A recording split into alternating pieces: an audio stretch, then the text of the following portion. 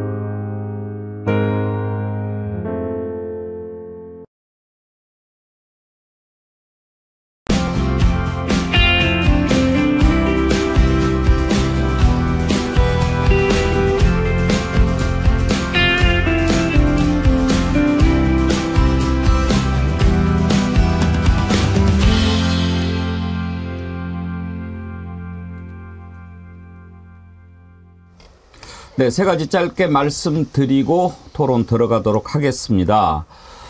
먼저 이채양명주 운동 우리가 지금 활발하게 펼치고 있는데요. 어제 출연한 김민석 민주당 총선 상황실장이 참 좋은 운동인 것 같다. 민주당도 동참하는 걸 한번 생각해 봐야 되겠다라고 하면서 리멤버 디퓨저 이채양명주 관심을 많이 보였습니다.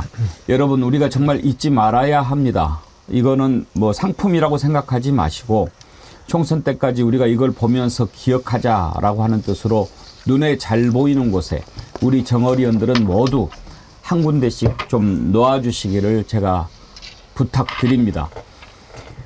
우리가 잊지 말아야 합니다. 지금 일어나는 거 이거 보십시오. 기억력과의 싸움입니다. 이번 총선은요. 국민들 어리석게 만들고 잊혀지게 만들고 그렇게 하고 있습니다. 무도함의 끝판 아닙니까? 지금 이채양명주 운동이 다른 곳에서도 널리 퍼지고 있는데요. 우리가 그 운동을 처음 시작한 정어리원들 아닙니까? 자부심을 갖고 많은 사람들에게 리멤버 디퓨저 소개해 주시기 바랍니다. 어제 제가 김일웅님께서 디퓨저 상품 받은 거랑 또 사비로 10개 보태서 11개 기부했다라고 하셨는데 제가 해석을 잘못했어요. 정기 구독하신 분들 드리겠다라고 하는 걸로 알고 어제 회원 가입하신 분 드렸는데요. 그게 아니고 카페 가입하신 분 중에 열심정얼이 되시는 순서대로 선물로 드리고 싶다고 하셨더라고요. 김일웅님 죄송합니다. 그렇게 하도록 하겠고요. 그래도 어제 제가 드리기로 한 분은 제가 개인적으로 보내드리도록 하겠습니다. 어제 가입하신 분 신청해 주시기 바랍니다. 그리고 지역 특파원 모집 내일까지 마감인데요. 현재까지 꽤 많은 분이 신청해 주셨습니다. 감사드리고요. 이번 총선에 여러분들 생생한 현장의 목소리 들려드리면서 우리가 민심을 좀 전달하고 싶으니까요. 많이 신청해 주십시오. 지금 전국 각지에서 신청이 들어와서 저희가 좀 선정을 하고 있고요. 또 캐나다 밴쿠버에서 또 다른 외국에서도 이렇게 신청을 해 주셨으니까 외국의 목소리도 저희가 들어보도록 하겠습니다. 내일까지 마감이니까 아직까지 마음 정하지 못하신 분들 다 신청해 주십시오. 어렵게 생각하지 마시고요. 뭐 영상통화도 좋고 전화통화도 좋고 또 문자로 소식을 전해주셔도 좋습니다. 그리고 긴급 공지인데요. 정어리몰에서 연락이 왔는데 여러분 많이 좋아하시는 생참치가 들어왔다고 합니다. 이건 참치배가 들어왔을 때만 맛볼 수 있는 것 아닙니까? 그런데 어제 참치배가 들어와서 우리 정어리몰에서 긴급으로 공수를 했다고 합니다. 지난번에 한번 드셔보신 적 있으시죠? 아주 좋아요. 이게 생참치라서 참치배 들어왔을 때만 맛볼 수 있고 또 양이 한정이 되어 있습니다. 200세트가 한정이 됐기 때문에 아마 오늘 하루에 선착순으로 다 물량이 소진되지 않을까 싶은데요. 정말 횟집 가서 먹는 것보다 맛도 좋고 가성비가 좋으니까 여러분들 땡기시는 분들 시켜서 드십시오. 보스형님 TV께서 슈퍼챗까지 보내시면서 생참치는 못 참지 그러셨는데 그 돈에 끼셔서 참치 사서 드셔야죠. 네, 제가 긴급 공지해드렸습니다. 오늘 함께 하실 세 분 패널 소개하지요. 왜 오늘 명찰들을 안 차셨네. 좀 준비 좀 해주세요. 김유정 전 민주당 의원님, 김정욱 전 민주연구원 부원장님, 신인규 민심동행 창당 준비위원장님 세 분 함께합니다. 어서 오십시오. 네, 안녕하세요. 안녕하세요. 정말 저는 이거 소식을 듣고 정말 깜짝 놀랐는데요. 이정숙 국방부 장관을 호주 대사로 임명을 했어요. 호주 대사로 임명을 한다고 하더라도 지금 수사 중 아닌가요? 신인규 변호사. 이거는 수사 방해에 해당되는 거 아닙니까?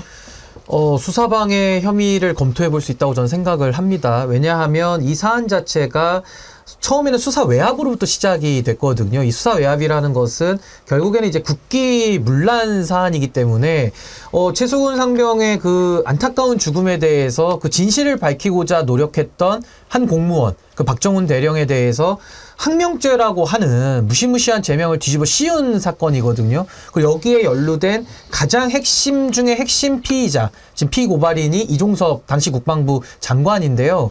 지금 윤석열 대통령이 수사 중인 사람에 대해서, 피의자에 대해서 갑자기 호주 대사로 발령을 내리다 임명을 하다 보니까 이렇게 되면은 범인 도피 함께 하는 것이고, 또 이거는 수사를 방해한다라고 하면은 뭐 직권남용이나 또 공무집행 방해라든지 다른 혐의들이 또 적용될 수가 있거든요. 그래서 저는 이 부분은 수사 방해로서 저는 범인 도피에 해당이 되지 않는, 범인 은닉에 해당되지 않는가, 저 그렇게 생각합니다. 민주당의 홍익표 원내대표 출국 금지를 내려야 되지 않느냐 그렇게 얘기를 했는데 한번 들어보시죠. 해병대원 순직 사건 수사 방해와 진실 은폐에 외압을 행사한 핵심 인물 중에 하나인 이종섭 전 국방부 장관이 호주 대사로 임명됐습니다. 이종섭 전 장관은 해병대 수사단의 수사 자료를 경찰에 이첩하도록 결재해놓고는 이를 반복해서 막은 인사입니다. 이와 같은 비정상적 행위가 대통령의 경로 위에 벌어진 일이라는 외압 의혹의 핵심 피의자로 공수처에 고발되기도 한 수사 대상자입니다. 그럼에도 불구하고 권력의 불법과 관련된 핵심 피의자를 대사로 내보내는 것은 수사에 차질을 줄 수밖에 없는 또 하나의 수사 방해이자 외압입니다. 더 나아가 피의자를 해외로 도피시키는 행위와 다를 바 없는 매우 파렴치한 행위입니다. 검찰과 공수처는 이종섭 전 국방부 장관의 해외 출국 금지를 발동해야 됩니다. 이런 사람이 해외로 나가서는 안 됩니다. 이것은 국가적 망신입니다. 해당국인 호주 정부에게도 이러한 야당의 입장을 전하겠습니다. 김유정 의원님. 네. 참 무도함의 끝판이다 이런 생각이 드는데요. 지금 수사 중 아닙니까? 그러면 만약에 소환 조사를 해야 되면은 호주에서 비행기 타고 들어와 가지고 조사받고 또 다시 대사로 나갑니까? 그거 못하게 하려고 이러는 것 같아요.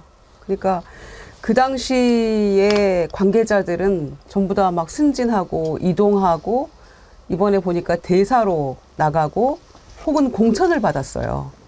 이게 도대체 대한민국에서 있을 수 있는 일인가 싶어요. 눈 뜨고 코 베어가는 세상이지만 아무리 그렇다고 국민들이 두 눈 똑똑히 뜨고 우리가 이채양명주를 외치면서 기억을 하고 있는데 이렇게 국민을 기만하려고 해서 되겠습니까? 이종섭 전 국방부 장관은 호주 대사로 내보냈죠. 당시에 임종득 안보실 2차장, 그 이제 그 8월 2일 날 수사 보고서를 다시 경찰로부터 회수해 왔잖아요. 그때 그 과정에서 김기환 해병대 사령관하고 두 차례에 걸쳐서 통화하고 했던 사람이 임종덕 안보실 2차장인데 그 사람은 지금 경북 영주에 공천을 받았어요. 그리고 직접적으로 박정원 대령에게 수사단장에게 외압 넣고 뭐 뜻이 이렇다 이런 식으로 했던 신범철 국방부 전 차관은 천안갑에 공천을 받았어요. 그러니까 이 관계자들은 전부 다 지금 무슨 훈장 받은 것처럼 굉장히 잘한 일처럼 이 정권에서는 대사 보내주고 공천 줘서 국회의원 시켜주려고 하고 지금 이러고 있단 말이에요. 그러니까 이런 일련의 정황들이 더 의심할 수밖에 없게 만들고 이거 분명히 뭔가 구린 게 숨어 있구나라고 판단할 수밖에 없는데 과연 아무리 정권이 무도하다 할지라도 이런 상황에서 이 사람들을 대사 내보내고 공천 준다는 게 이게 상식적으로 말이 됩니까? 왜 이렇게 하는지 한번 생각해 봐야 합니다. 입을 막으려고 한다. 김주종 의원께서 그렇게 말씀하셨는데요. 이제 입을 막기 위한 방법이 여러 가지가 있죠. 그런데 지금 만약에 최수근 상병 이 사망 관련해서 수사 외압 의혹의 정점이 어디입니까? 현재 여러 가지 의혹들이 있습니다. 이채 양명주 관련해 가지고요. 그런데 이채 양명주에서 윤석열 대통령 본인이 직접 당사자가 될 수 있는 게 바로 최수근 상병 사망 사건 수사 외압 의혹입니다. 왜? 이종섭 국방부 장관이 결재를 했어요. 오케이 하고. 하루 만에 바꿨습니다. 장관이 결재한 것을 바꿀 수 있는 사람은 한 사람밖에 없을 겁니다. 그러면 이 사건이 만약에 당사자들의 진술이나 이런 것으로 인해서 드러나게 됐을 때 누가 다칩니까? 우리가 반지의 제왕인가요? 거기 보면 절대 반지가 나오죠. 이건 절대 방패입니다. 호주 대사로 외국으로 나가버리게 합니다. 그것도 대사 타이틀을 달고. 그거 쉽게 어떻게 조사할 수 있겠습니까? 거기에 당시 국가안보실 2차장 임종득, 김계환 해병대 사령관과 두 차례 통화한 사실이 드러났습니다. 임종득 당시 2차장은 경북 영주 영양 봉화 지역구에 단수공천 받았습니다. 국민의힘 텃밭 아닙니까? 그냥 빠찌 붙여주는 거 아닙니까? 어떻게 진술할 수 있겠습니까? 그리고 이제 그걸 어떻게 공격할 수 있겠습니까? 국회의원 빠찌 달고 있는 사람을. 왜 이렇게까지 하는지 생각해 보면 여러분 짐작할 수 있죠. 신범철 국방부 차관, 이종섭 장관, 김계환 해병대 사령관 전부 7명이 지금 공수처에 고발이 돼 있지요. 신범철 차관은 천안갑인데 거긴 모르겠습니다. 아무튼 이런 식으로 공천 주고 대사 임명하고 이렇게 해버리면 우리가 잊지 않는 것도 중요한데 김종욱 부원장님 실체적 진실에 다가가는데 참 힘들어졌어요. 뭐 제가 볼 때는 오히려 똥인지 된장인지 찍어보지 않아도 되게 만들어졌다 생각이 들어요. 뭐 지금 그러니까 매우 기괴한 일들이 많이 벌어지는데요. 우리 최근에 이제 그로테스크하다라는 표현들이 많이 나오는데 말씀하신 것처럼 이 엄폐용 공천 말고도요. 대부분 엄폐용 인사들이 많이 벌어지는데 이종섭 주 호주대사 임명 문제뿐만 아니고 더 큰 문제는 박진희 군사보좌관 승진했습니다. 지금 수사받고 있는 대상이에요. 그 다음에 임기훈 안보실 국방비서관 같은 경우도 승진해가지고 지금 국방대학원 총장으로 가 있는 상황입니다. 더 재미있는 건요. 김기환 해병대 사령관인데요. 이게 지금 현직을 유지하고 있지 않습니까? 근데 지금 다른 그 부대 같은 경우는 대부분 다 승진이 됐어요. 그래서 이 동기가 해군 참모총장입니다. 그러니까 동기가 해군 참모총장 보다 위에 있으면 대부분 다 옷을 벗게 돼 있어요. 근데 옷을 안 벗고 있어요. 유재훈 법무관리관 현직을 유지하고 있죠.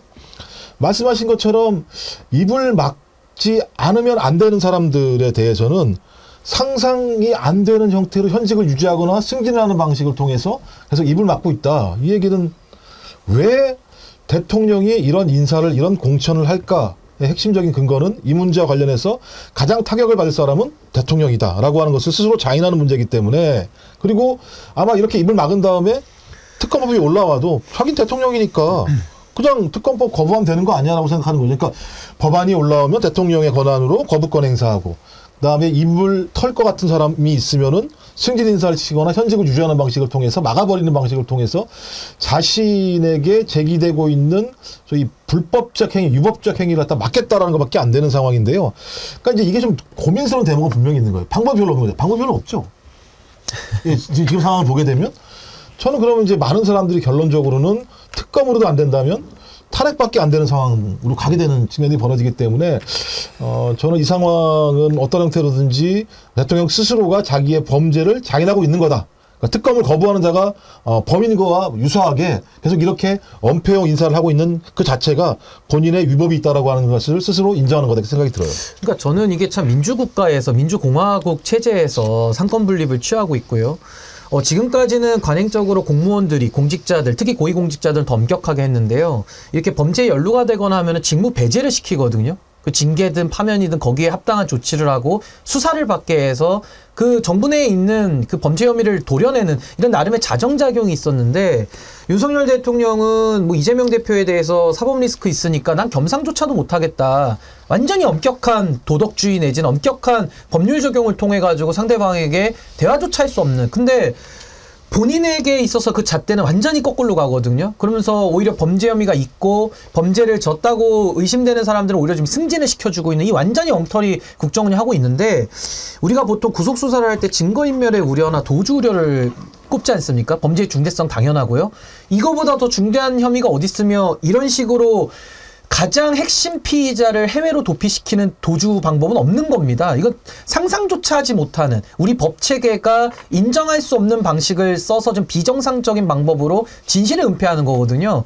그래서 저는 윤석열 대통령이 이 사안의 전 핵심 몸통이라고 이제는 규정을 해도 저는 뭐 부족함이 없다라는 생각이 들고요. 만약에 그렇다라고 한다면 지금 김종욱 박사님 말씀하신 대로 대통령이라고 해서 헌법 위에 있습니까? 대통령이 헌법과 법률을 위반하면 어떻게 되죠? 바로 탄핵입니다. 대통령 수사 대상이 되는 겁니다. 탄핵 이후에는 수사 대상이 됩니다. 박근혜 대통령 사례도 있고요. 저는 이 사안에 대해서 참 국민들께서 다 보고 계시기 때문에 이거 가볍게 넘길 문제가 아니다. 매우 심각한 헌법 유린이 지금 우리 눈앞에서 벌어지고 있다. 저는 여기에 대해서 국민들이 저항해야 된다고 봅니다. 헌법 유린이죠. 정말 아무리 국민을 개무시해도 이렇게 할 수가 있습니까? 그러니까 이 정권을 입틀막 정권이라고 하지 않습니까? 그런데 두 가지 종류의 입틀막이 있는 거예요. 수틀리고 또 마음에 안 들고 그런 국민들, 약한 국민들, 그리고 뭐 진보당 의원쯤이야 이렇게 하는 사람들은 물리적으로 입을 틀어 막아버립니다.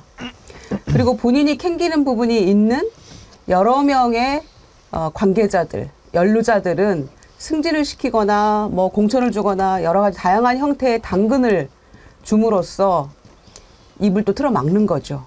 그래서 두 가지 종류의 입틀막인데 적어도 그 억울한 이 최상병의 순직 사건과 관련해서 제대로 정말 군인 정신 가지고 수사하고 정당하게 했던 박정훈 수사단장에게 이렇게까지 하는 거는 정말 도저히 용서받지 못할 그 무도한 짓이라고 생각을 하고요.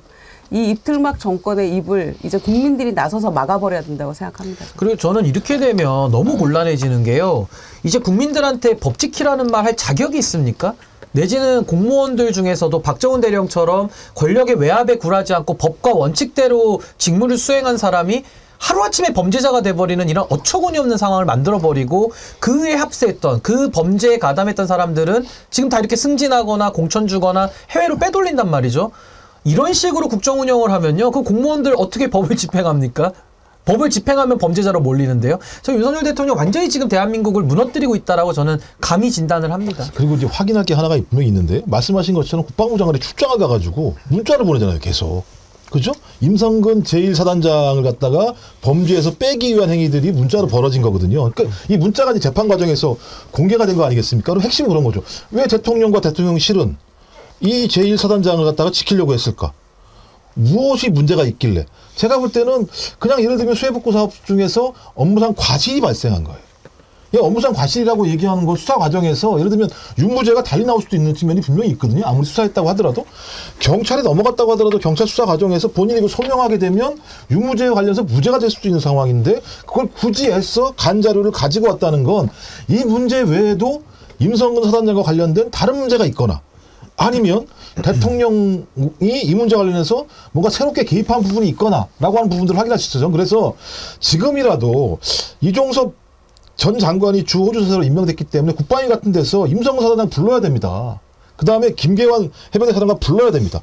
국조들 뭐든 해서 근거를 남겨놓지 않게 되면 제가 볼 때는 지금 차근차근 엄폐가 되고 있는 거예요. 어떤 앞에 가림막을 통해서. 전 그래서 민주당도 마찬가지입니다만 이런 일이 났을 때 그냥 추상적인 개념으로 비판할 게 아니라 구체적으로 불러야 돼요. 불러서 하나하나 듣고 묻고 근거를 남겨놔야 나중에 재판이 벌어지더라도 그런 내용들 가지고 예를 들면 증거를 채택할 수 있는 측면이 분명히 있기 때문에 여기에 대한 좀 합당한 민주당의 대응도 좀 필요하다고 생각을 합니다.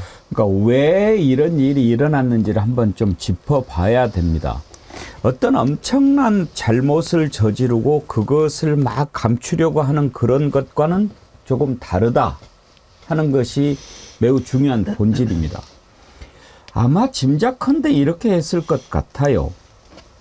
그러니까 야 그거 아마 그러지 않았겠어요? 평소 생각이 그렇잖아요. 이태원 참사가 났을 때도 모든 국민들은 그때 당시 최소한도 경찰청장, 행안부 장관, 총리까지도 책임을 지고 물러나는 것이 상식일 거라고 생각했어요. 그렇게 어마어마한 참사가 났는데 아무도 책임을 안 집니다. 그 책임을 안 진 이유가 뭐였습니까? 윤석열 대통령 발언이었습니다. 책임이라고 하는 것은 구체적으로 물어서 따박따박 물어야 그게 책임이지 그렇지 않는 것은 근데 뭐 저기 아니다 이런 발언했잖아요. 그러니까 경찰서장 하나 그냥 하고 끝나버리는 거죠.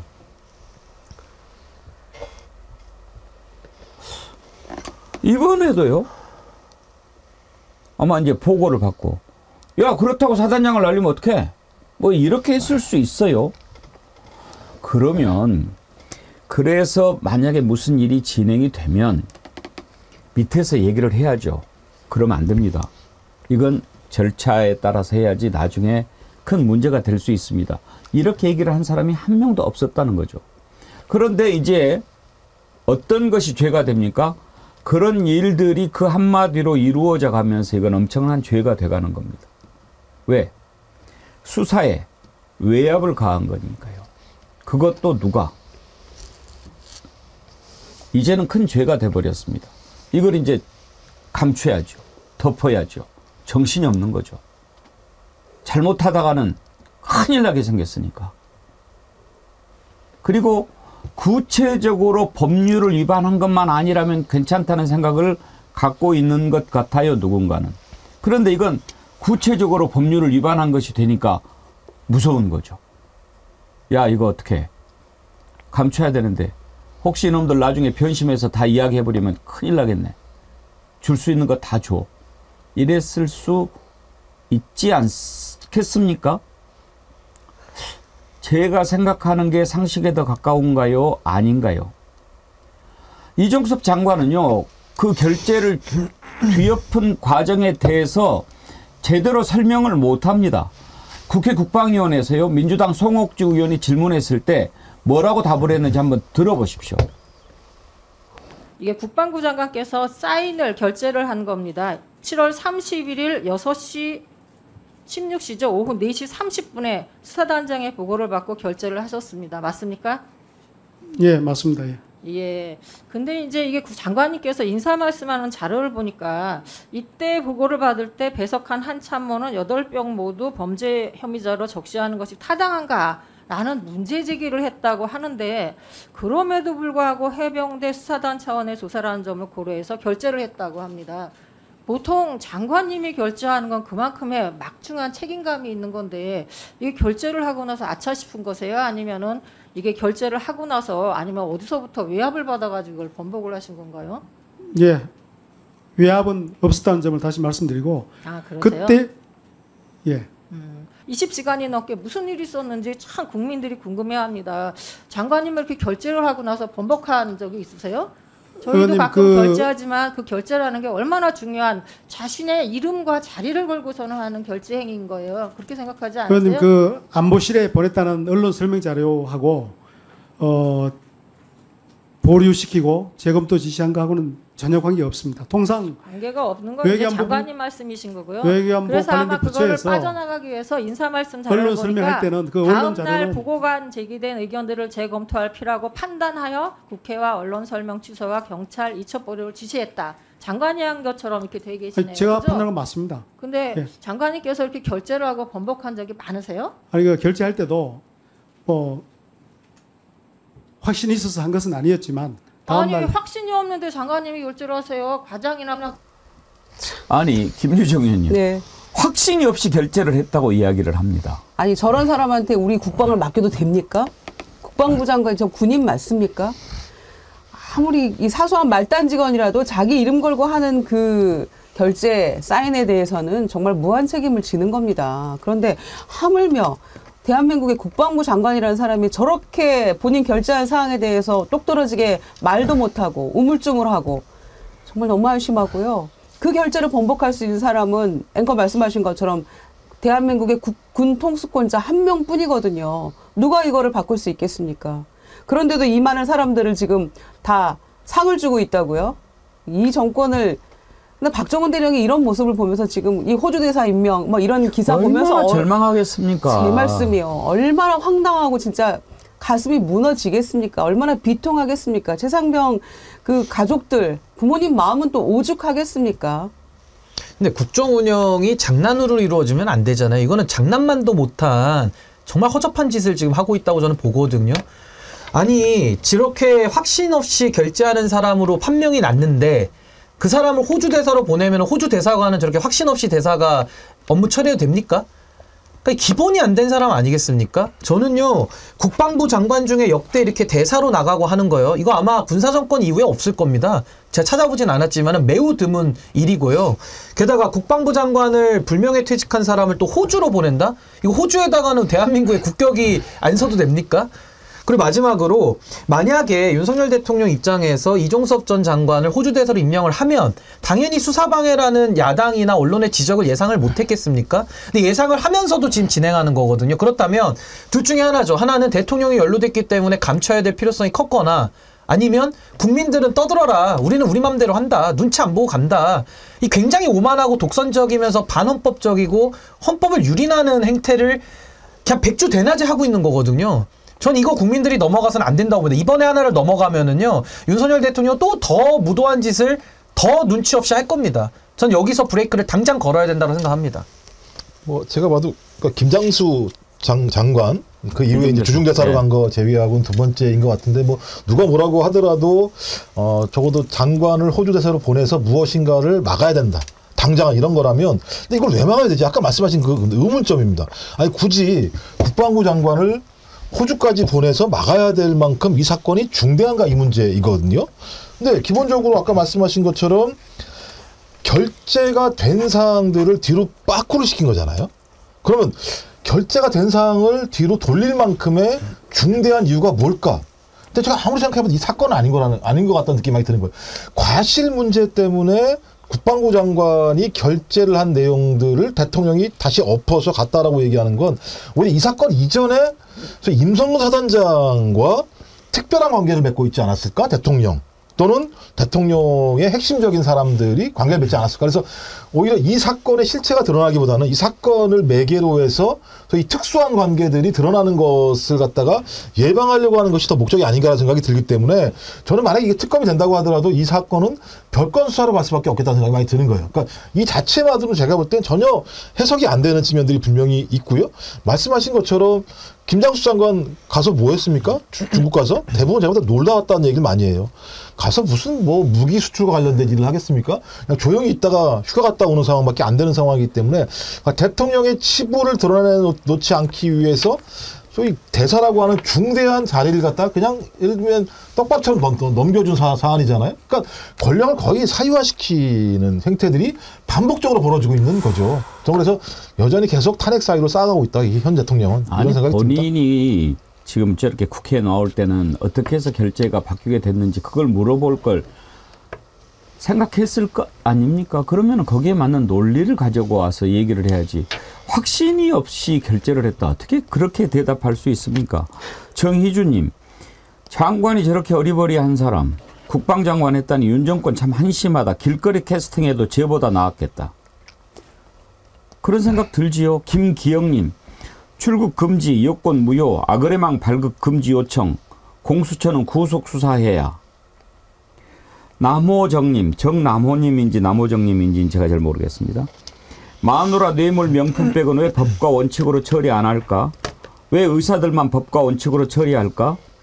이게 윤석열식 법과 원칙이고 공정과 상식인가 보네. 이제 아무도 그 말 믿지 않습니다.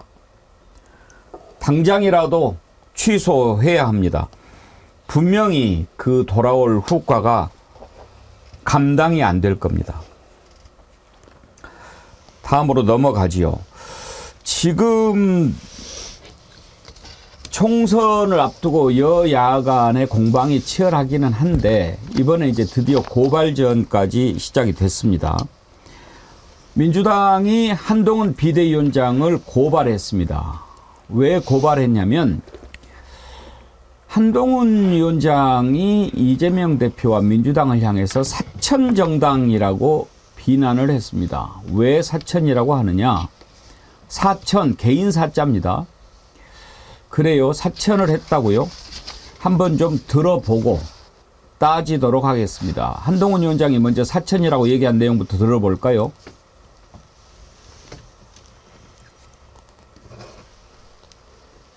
준비가 됐습니까? 법적 조치할 거다 그렇게 됐던데요? 제가 그거 3번 읽어봤거든요. 어떤 부분이 사실이 아니라는 거예요? 배우자 공소시에서 실장, 부실장 이런 사람들 다 단수 공천하는 거 아니에요? 사천이 아닌가요? 오히려 저는 그 문구를 보고 느낀 거를 우리도 수준집이 창피하지만 그냥 쓰지 말아달라. 쓰면 법적으로 귀찮게 하겠다. 이런 얘기 아닌가요? 다 사실이 아니라고 해놨는데 쓴 내용을 보면 다 사실이라는 거 아니에요? 뭐가 사실이 아니라는 거예요? 입장 바꿔서 그런 공천이 제가 이끄는 국민의힘에서 이루어졌다고 생각해 보십시오. 그리고 다 떠나서 배우자실 좀 우습지 않습니까? 배우자실의 실장이 이해실 국회의원이고 그 실장, 부실장 뭘 하는 거예요 도대체? 그런 실이 존재했다는 것 자체가 오히려 국민들이 보시기에는 황당하실 것 같아요. 제2 부속실 안 만드는 쪽에서 할 얘기는 아닌 것 같은데요. 일단 정리해보면 그렇습니다. 이번에 순천에 이제 공천을 받았다가 이제 경선한다고 하죠. 권향엽 전 청와대 균형인사비서관 전략 공천을 두고 한 얘기입니다. 그런데 이 권향엽 비서관은 대선 당시에 이재명 후보 배우자실이라고 하는 그 조직이 공식 조직이 있습니다. 거기에서 부실장도 했습니다. 그랬는데 이걸 두고 마치 김혜경 여사의 따까리 역할을 했던 사람을 공천을 준 것처럼 그런 식으로 지금 몰아붙이고 있는 거거든요. 팩트를 정확히 알고 얘기를 해야 됩니다. 그러면 권향엽 전 청와대 균형인사비서관은 단순히 이재명 대표 부인의 비서 배우자실 부실장을 했기 때문에 비서 역할을 했기 때문에 그냥 공천을 준 것인가?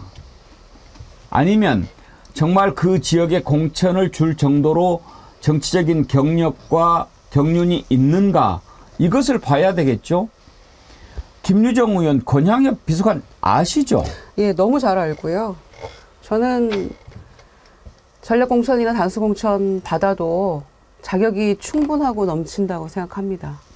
그러니까 제가 이제 당에 뭐 지금까지 공천 뭐 여러 가지 잡음도 있었고 또 뭐 언론에서 비판도 있고 이렇습니다만은 저는 이 공천과 관련해서는 정말 이건 너무 그 당하는 사람 입장에서는 정말 황당할 거고 본인이 이 민주당에서 보낸 30년 세월에 대해서 그래서 정말 그 비통한 마음일 거라는 생각이 들어요. 그러니까 제가 1991년 3월 소위 군번입니다. 민주당에서 네. 신민주연합당에서 DJ와 함께 했으니까요. 권양엽 그 리더십 센터 소장은 1993년에 중앙당에 온 사람이에요.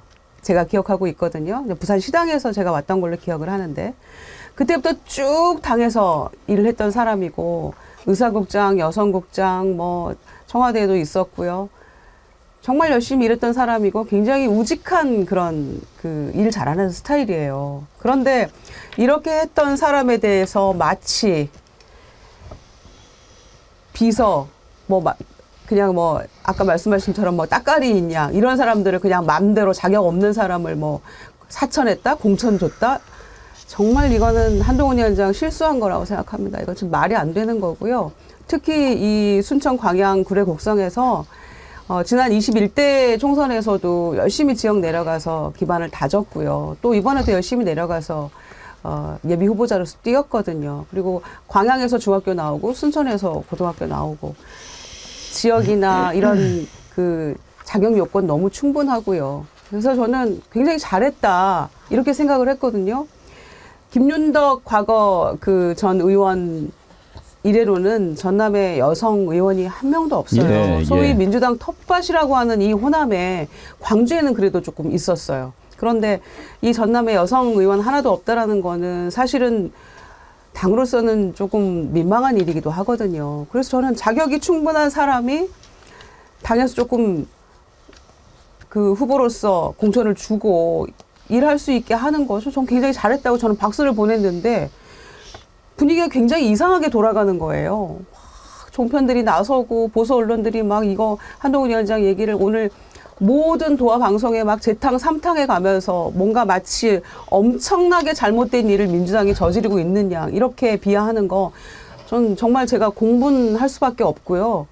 자격 너무 충분한 사람인데 그냥 그대로 밀고 나갔어도 됐는데 다시 경선하겠다고 하니까 또 제가 그 뜻도 충분히 존중합니다마는 자격 없는 사람을 마치 뭔가 힘이 작동을 해가지고 민주당이 사천한다. 정말 전 제가 증언할 수 있습니다. 그냥 굉장히 열심히 일 잘했던 사람이고 민주당에 살아있는 역사와 같은 사람이에요. 그래서 제가 지금의 일련의 이 상황에 대해서도 좀 비분간개할 수밖에 없는 거죠. 사실 전략공천이라는 거는 그렇게 해야지요. 여성이라든지 또는 어떤 특별한 전문성을 가지고 있는 사람 비례대표로 보낼 수도 있지만 또 파이팅이 넘치고 그러면은 지역구에 공천을 해서 그렇게 하는 것이 전략 공천이죠. 그런데 이제 저도 오늘 아침에 이렇게 그 종편들을 봤는데 그 주제가 배우자실 부실장이면은 비서냐 아니냐 이것만 놓고 얘기를 하더라고요. 정말. 자, 그러면 비서라고 치죠. 비서실장도 비서일 수 있으니까요. 그러면 그 경력이 그거 하나만 있었느냐를 봐야 되는 거 아닙니까? 지금 김유정 의원께서 쭉 권양엽 씨에 대해서 설명을 했는데 오랜 기간 정당 생활을 했고 정치권에 있었고 또 근무를 했고 청와대에서 비서관을 했고 그런 것을 보지 않고 오로지 이재명 후보 대선 캠프 배우자실에 부실장을 했다. 이것만 가지고 프레임을 씌우는 겁니다. 김종욱 원장님, 왜 그러는 것 같습니까? 왜 그러겠습니까? 말씀하신 것처럼 공격의 소재를 찾아가지고 좀 공격만 하려고 하는 건데. 저는 김건희가 떠오릅니다. 아니 근데 그럼 제가 볼 때는 그쪽이 진짜 사천이죠. 코바나 컨텐츠에 있던 사람 데려다가 와가지고 부속실도 아닌 그 청와대 용산에 있는 그 근무를 시켰다가 나중에 의전비서관까지 했다가 자식 학폭 문제로 그만뒀던 사람이 소위 정확히 얘기하면 이게 사천 아니겠습니까? 이게 지금 부실장이 4명이라는 거잖아요. 지금 1명이 아니라. 그리고 이건 선거라고 하는 특별한 조직이 있는 건데 국회의원 선거 같은 경우도요. 직계정비석 같은 경우는 선거운동 할 수 있게 돼서 부인 같은 경우 자기 표창 들고 선거운동을 할 수 있습니다. 하물며 대선 후보의 부인이 선거운동을 하게 되면 거기다 일정이나 전략이나 방향도 다 짤 수밖에 없어요. 그건 당이 할 수밖에 없는 거죠. 아니 대통령의 부인이 선거 전략에 본인이 뭘 알 수 있겠습니까? 그럼 당이 그런 부분들을 다 짜기 위해서 소위 예를 들면 배우자실이라는 게 필요하고 제가 알기로는 모든 공당은 이거 다 만들어서 진행을 하고 있는 거예요. 이것이 뭐 특수한 것처럼 얘기하고 있는 건데 오히려 안 만들었다면 국민의힘이 더 문제가 있는 거죠. 그냥 공적인 선거운동 과정에서 선거운동을 할 수 있는 가장 중요한 인물인 소위 대통령 후보와 대통령 후보의 부인의 선거운동의 동선이나 방식에 대해서 당이 그걸 갖다가 서포트하는 건 당연한 거라는 생각이 들고, 또 이 권양엽 이 예비후보 같은 경우는 제가 알기로 저는 지난번 선거에서 2등인가를 했던 거로 제가 알고 있어요. 이 지역에서.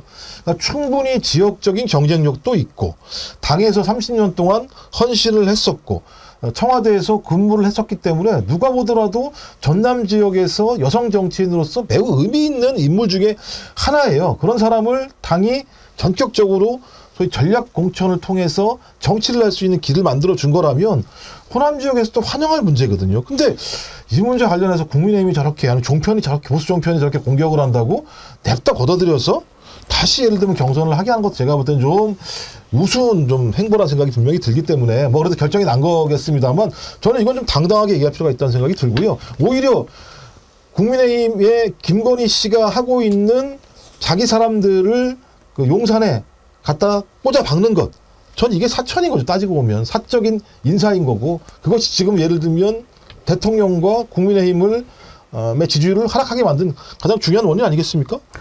신인규 변호사님 대선 때 국민의힘 선대위 대변인 하셨잖아요. 그러면 국민의힘은 대선 때 배우자실이 없었습니까?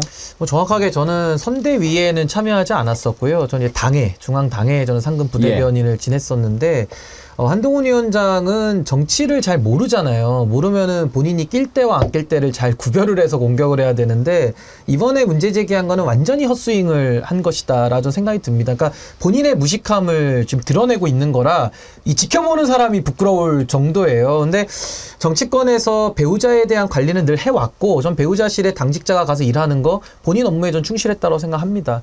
그리고 오히려 김건희 여사 같은 경우가 당내에서 영향력을 발휘했다라는 게 더 소문이 파다하거든요. 전 나중에 이거 다 진실 드러날 거라고 보는데, 그건 뭐 시간이 지나면 해결될 일이고요. 저는 이 권양엽 그 후보에 대해서는 저도 잘 몰랐는데요. 저랑 이제 그 방송 같이 하시는 한 보수 인사분이, 예, 국회도 활동하셨던 분이 이 권양엽 그 당직자에 대해서 굉장히 칭찬을 하시더라고요. 이제 같이 국회에 있을 때 상대 당의 당뇨지만 굉장히 실력이 있고 훌륭한 분이더라라는 칭찬을 하셔서, 야, 이건 좀 억지로 논란을 만드는구나라는 전 생각을 할 수밖에 없었고요. 한동훈 위원장은 왜 자꾸 상대당에 대한 평가를 본인이 독점하려고 하는지 모르겠습니다. 그러면 국민의힘의 공천이나 국민의힘의 당무나 국민의힘의 손은 도대체 누가 키웁니까? 한동훈 위원장은 사사건건 민주당에 대한 평론만 지금 하고 있기 때문에, 제가 전에도 말씀드렸어요. 그렇게 평론에 뜻이 있으시면은 여기 정어리 TV도 나오시고 나와서 평론을 하시라는 거죠. 지금 본인은 국민의힘의 대표 아닙니까? 우리는 실력 없는 사람 안 받는다니까요.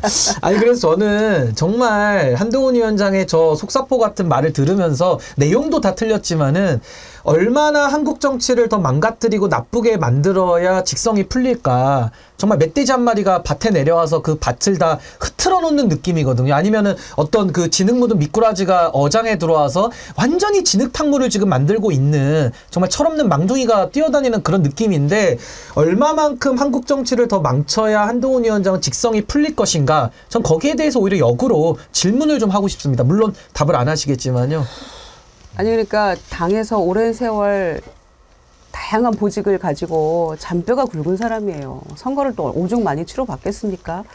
그런 사람에 대해서 한동훈 위원장이 뭘 안다고 이렇게 가벼운 이야기들을 아무렇지도 않게 모욕적인 이야기들을 해대는지 도저히 무식하니까 그런 용서가 거죠. 안 되고요. 그러니까 저는 이제 우리 김유정 의원께서 권양엽 씨에 대해서 이제 설명을 쭉 하셨고 잘 아시니까, 특히는 이제 신인규 위원장까지도 보수 인사들한테 들었다는 거 아닙니까? 한번 생각해 봅시다. 지금 이 정부에서 처음 출범할 때 얼마나 엉터리 같은 사람들을 막 비서관으로 발탁하고 그랬는지 논란이 됐던 사람들 기억하잖아요. 보수 유튜버 했던 아주 뭐 허접한 사람 불러다가 했다가 말썽나서 그만두고, 또 뭐 검찰에서 그야말로 그걸 뭐라고 그러죠? 수사관도 아니고 또 뭐 총무 쪽에 있었던 그런 사람들 했다가 또 뭐 또 시끄럽고, 깜냥이 안 되는 사람을 갖다가 쓰면서 논란을 불러일으키고 문제를 일으켰던 사람들이 할 말은 아니다 이거죠. 권성동 의원이 꽂았던 강원도의 황모 씨 사업가 아들도 있고요. 그러니까 배우자실은 있어야지요. 지금 이 부속실이 없어서 얼마나 문제가 되고 있습니까? 그런데 국민의힘 한동훈 위원장이 그때 어떻게 했는지 모르겠지만 대선 때는 뭐 자격이 있었겠어요? 검사로 있었으니까. 근데 민주당 대선 캠프에 배우자실이 있었다는 것은 조롱을 해요. 이거는 참. 아니 그거는 이미 대선 때 알려진 사실이에요. 그리고 이해식 그 실장 의원이 나와서 뭐 이런저런 얘기도 했었고 브리핑도 하고 당시에 대선 한참 진행 중일 때 그걸 마치 본인이 몰랐으면은 뭐 새삼스럽고 놀라운 일이고 뭐 잘못된 일입니까? 그 본인이 몰랐다는 거 무식함을 드러낸 일이라고 저는 생각하고요. 오랜 당직 생활을 거치면서 각종 선대위가 만들어지면 그 선대위의 당직자들은 다 배치가 되거든요. 국민의힘이 요새 좋아하는 다 재배치가 된단 말씀이에요. 선대위에 파견도 나가고 어느 기구로 가고 정책 파트, 뭐 조직 파트, 공보 파트 이렇게 다 선대위가 꾸려지죠. 그래서 그 선대위 기구 안에 배우자실이 있었던 거고 거기에 파견 형태로 가는 거예요. 당직자들은 선대위가 새로 쫙 다 꾸려지니까. 그랬던 걸 놓고 무슨 비선이 뭐니 사천이 이렇게 한다는 거에 대해서 권양엽 후보는 아마 본인의 인생이 송두리째 부정당하는 그런 느낌일 거예요. 아니 당직자가 선대위에 발령나면 가서 일하는 거는 너무 당연한 거거든요. 그리고 선대위 나중에 이제 해단식 하면 다시 본래의 자리로 돌아오는 거고요. 그러니까 당 조직에 대한 기본 상식이 안 된 사람들이 이렇게 헛소리 하는 거라고 생각하고요. 자격이 충분하다는 거는 알기 때문에 이제 이상한 방향으로 이거를 비틀어 가지고 자꾸만 다른 얘기를 끄집어내면서 이 포커스를 전환하려고 하는데 정말 그렇게 하면 안 되죠. 그러니까 이재명 대표도 이거 국민의힘하고 뭐 일부 언론이 협잡하는 거냐 뭐 이렇게까지 지금 그 분노를 하고 있는 거 아니겠어요? 한동훈 비대위원장이 지금 허위사실 유포하고 있는 거예요. 예를 들면 실장, 부실장들 다 꽂고 이렇게 얘기하잖아요. 실장은 현역 의원이에요. 꽂고 갖고 할 게 어디 있습니까? 제가 알기로 부실장 4명인가 되거든요. 부실장 4명이 다 꽂혔다고요? 아닌 거예요. 그러니까 작은 일을 이만하게 큰 것처럼 부풀려가지고 얘기하고 자기가 모르고 남들이 들어서 저것이 되게 중대한 문제라고 얘기하면 방송에 나와서 자기가 한마디만 하면 방송이 다 예를 들면 떠들어 주니까 저는 본인이 법률가잖아요. 검사잖아요. 허위사실을 유포하면 어떤 일이 벌어질지 알잖아요. 그러면 허위사실을 유포하지 않기 위해서 뭘 해야 됩니까? 사실관계를 정확히 체크를 해야 될 거 아니에요. 근데 실장, 부실장 다 갖다 꽂고라고 얘기를 하는 건 명백한 허위사실을 갖다 유포한 거예요. 어떻게 저런 작자가 검사를 했고 그다음에 아까 뭐 비유를 했었던 대통령이 법무부 장관을 시키고 국민의힘이 비대위원장을 시키는지 저 도대체가 이해가 안 돼요. 국민 여러분들께서도 유권자 여러분들께서도 이런 사실을 좀 알고 지금 벌어지고 있는 일이 얼마나 예를 들면 진짜 기괴한 일인지 좀 이 사실에 대해서 많은 분들에게 좀 알려줬으면 좋겠습니다. 그러니까 저는 이제 한동훈 위원장이 정치에 대한 이해가 너무 좁다 보니까 본인이 아는 게 지금 전부라고 하고 저렇게 소위 말하면 이제 부끄러운 줄도 모르고 밖에 나와서 공개 발언을 하는 거 아니겠습니까? 아마 보수 정당에서 박근혜 전 대통령이 아마 가장 가까운 대통령이다 보니까 박근혜 대통령 당연하죠. 결혼을 안 하셨으니까 배우자를 관리할 실이 없는 건 당연한 거고요. 아마 그 앞선의 사례를 살펴보십시오. 김윤옥 여사, MB 대통령 배우자. 당연히 제2부속실이 있었고요. 그 앞으로 김영삼 대통령 가보십시오. 보수 정당만 그런 게 아니라 문재인 대통령, 노무현 대통령 다 배우자에 대한 제2부속실이 있었고 그 제2부속실을 처음으로 없앤 것이 바로 윤석열 대통령이에요. 그러니까 정말 정치를 모르고 그럼 그 제2부속실을 왜 없앴는지 지금은 우리 국민들이 이해하지 않습니까? 아마 코바나라고 하는 그 명품백을 받은 그런 장치를 만들기 위해서 오히려 통제를 안 받기 위해서 제2부속실을 없앴다라는 것이 이제 국민들의 시각인데 잘못된 것을 정당화하면서 정치에 대한 이해도 없는 저런 발언을 와서 한다라는 것은 저 이렇게 무식합니다라는 걸 공개적으로 홍보하는 거랑 똑같거든요. 좀 자중하시기를 좀 진심으로 권하고 싶습니다. 하여튼 본인이 말을 엄청나게 잘하는 것 같이 생각을 하는데요. 함부로 말을 해서는 혼날 수 있습니다. 민주당에서 고발한다고 하는데 이재명 대표 발언을 들어볼까요? 전남 순천 광양 구례 일대 순천 을 지역의 공천을 권양엽 전 당직자를 단수 추천했다고 그 사람이 제 아내의 비서라는 등 사천을 했다는 등 이런 가짜뉴스를 보도하는가 하면 그걸 집권 여당이 증폭시키면서 민주당의 공천 시스템을 폄하하고 정당한 공천 행위를 사천으로 조작, 왜곡하고 있습니다. 나라를 국정을 책임지고 있는 집권 여당 이래서야 되겠습니까? 그리고 정론 직필하지는 못할 망정 이렇게 가짜 왜곡 조작 뉴스 뿌리면서 선거에 개입하는 정도를 넘어서서 아예 집권 여당의 기관지 노릇해서야 되겠습니까? 마지막 부분요. 집권 여당의 기관지 노릇. 정말 이런 것 부끄러운 줄 알아야 합니다. 저도 참 부끄러운 짓 많이 했지요. 나중에 정말 자기 자신한테 너무 부끄러워질 겁니다. 아니 그리고 어느 정도 정도가 있지요. 오늘 아침에 제가 보면서 참 기도 안 차요. 한 30분간을 저걸 하더라고요. 30분 넘게. 그러면서 비서냐 아니냐. 아, 비서라면 어떠냐고요. 그러니까 이제 자꾸 이제 김건희 의혹을 덮기 위해서 그렇게 하는 거죠. 제가 보기엔 최소한도 김건희만 나쁘냐? 너네도 나쁘다. 뭐 이렇게 이제 몰고 가는 측면이 하나 보이고, 어떻게 해서든지 이제 막 그 의료 대란 이거 가지고 몰아붙이려고 하는데 그것도 이제 약발이 좀 떨어져 가는 것 같으니까 뭐 이걸로 한번 해볼까 하고 트는 것 같은데, 제가 보기에는 잘못 잡은 것 같고, 또 한 가지 패착이 바로 김영주 국회의원을 국민의힘으로 입당시킨 거. 이것은 아마 나중에 선거 끝나고 두고두고 후회할 것 같습니다. 그건 정말 안 되는 거거든요. 온다고 해도 막아야지요. 어떻게 지역구라고 하는 것을 어떻게 생각하는지 언제 한번 저는 이 내용을 좀 따져보려고 하는데요. 지금 국민의힘에서 보면 지역구를 마치 무슨 집신짝 보듯이 해요. 그건 지역구 구민들, 지역구 주민들을 매우 우롱하는 처사입니다. 여기 있는 사람 갖다가 여기다 딱 보내면서 그걸 공천을 해요. 그러면 그 지역구를 위해서 그동안 헌신하고 발전을 위해서 노력하겠다는 약속은 어떻게 됩니까? 이번에 박성중 의원 공천 안 줄 것 같다가 뭐 이제 저기 하니까 그럼 여기 가서 싸워봐 하고 부평을 줬죠. 한두 군데가 아니에요, 이런 데가. 그러면 뭐하러 지역구 국회의원을 뽑습니까? 그 지역구하고 아무 관련도 없는 사람 갖다가 박민식 장관 영등포를 했다가 아 저기 좀 어려운데요. 아 그럼 너 강서을 가. 뭐 이렇게 해버리고 그 지역구 구민을 도대체 뭐로 보는 겁니까? 김영주 의원은요, 도대체 본인이 그동안 민주당에서 사선해오면서 했던 일이 있을 거 아닙니까? 당장에 윤석열 심판을 외쳤다가 이제 뭐라고 얘기할 겁니까? 그런데 엊그저께 그거 물어보니까 아 뭐 나는 열심히 안 했다 뭐 이렇게 이야기했던가요? 그거 한번 먼저 들어보실래요? 지금 그건 아직 제가 22대 총선 끝난 다음에 제가 정식으로 국민의당 국회의원이 되면 제가 얘기를 하는데 좀 좋을 것 같습니다. 예.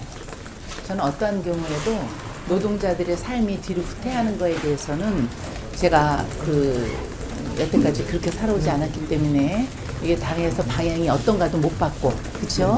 그런 부분은 한번 제가 22대 들어온 다음에 한번 보겠습니다. 지난 그 강서구청장 보궐선거 때만 해도 그 윤석열 정부 심판한다는 저는 그때 지도부가 아니기 때문에 제가 거기에 가서 뭐 유세를 한다든가 거기에 참여하지는 않았습니다. 민주당 그 의원으로서 그 옆에 같이 참석만 했을 뿐이지 저는 그런 행동을 하지 않았습니다. 예. 부끄러운 줄 알아야 합니다. 영어로요, 가장 그 상대방한테 모욕적인 영어가 shame on you입니다. shame on you. 너 부끄러운 줄 알아라. 부끄럽지 않습니까? 아니, 민주당에 있을 때 윤석열 정부 심판을 외쳤던 것처럼 더 열심히 이제 뭐 민주당 심판하겠습니다라고 왜 못합니까? 간 마당에. 근데 저 그때는 그렇게 열심히 안 했거든요. 아이고. 자식 있는지 없는지 모르지만 자식 보기 부끄럽지 않나요?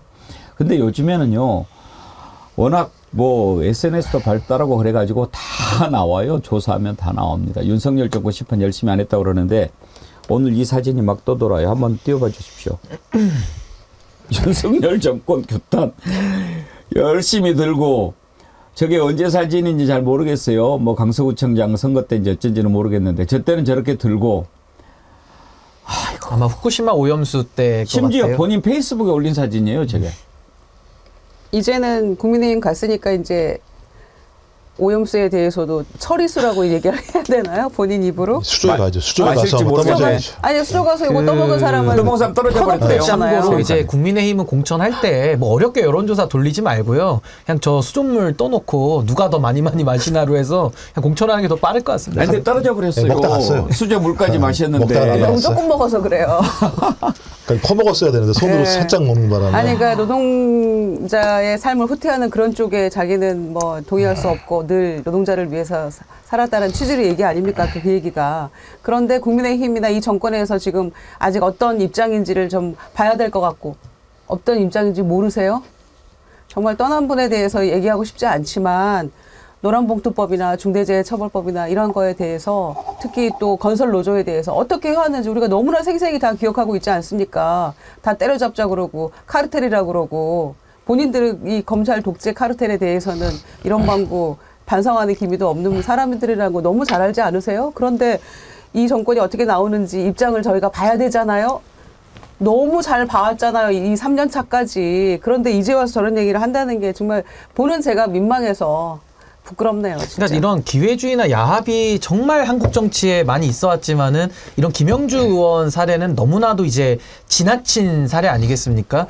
엊그제까지만 해도 민주당에서 파란 잠바 입고 그 지역구를 뛰다가 이제 총선 앞두고 그 당에서 잘리니까 잠바를 빨간색으로 갈아입고 또 나가서 그 지역구 뛰겠다는 것이 이게 정말 정치라는 게 물론 우리가 비판 많이 합니다만은 이번에 김영주 사례는 정말 역사에 남을 만한 가장 굴욕적이고 가장 전 인간의 욕망을 드러내주는 최악의 사례다라고 저는 생각을 합니다. 저도 최악으로 꼽을 겁니다. 제가 볼 때 논평할 가치가 없는 내용이기도 한데 예를 들면 이상민 의원 5선까지 하고 다시 그 지역구에 공천받고 나와서 자기가 그렇게 예를 들면 표를 달라고 했던 유권자들과 정반대편에 서서 선거운동을 하고 있고 김영주 국회의장도 마찬가지고 그다음에 남양주 제가 이름 생각 안 납니다만 여기 나왔던 조강환도 마찬가지입니다만 대통령이 특별 사면까지 시켜가지고 다시 예를 들면 투표 선거에 나오겠단 말이에요. 전 그러면 국민의힘이 부끄러워야 되는 거예요. 그렇게 사람이 없나? 그 지역에 저도 그런 사람을 못 키웠나? 이런 부분이 있고요. 저는 이분들이 논평할 가치가 없어서 마찬가지입니다만 민주당 의원들도 제가 볼 때 진짜 각성하셔야 돼요.